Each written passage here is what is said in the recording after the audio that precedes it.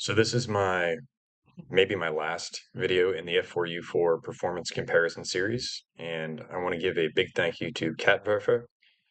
He's the one that does these EM diagrams. If you haven't already looked at his channel and his Graph Thunder work on this topic for aircraft across a variety of BRs, you really should go over there and do that. It'll give you an understanding of the methodology behind the diagrams, and it will help you to understand what you're looking at if you don't already. And what these diagrams do is they boil down the several minutes of me flying in a straight line and turning in circles that some of the other videos covered, and they put that into one easy to read graph that really showcases the performance difference with and without the instructor.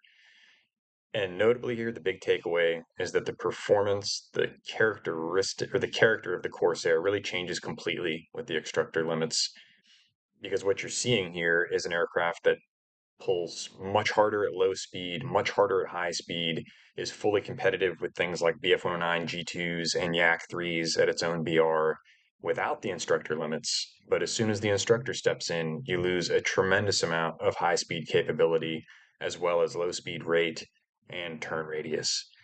And I would argue that the performance of the instructor should probably be a little bit more balanced than that. The instructor stepping in shouldn't fundamentally change the character of the aircraft or how it balances against other aircraft at its own BR.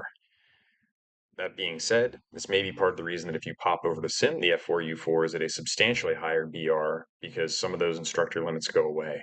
It's not an easy balance problem, but you cannot balance aircraft performance without considering instructor performance.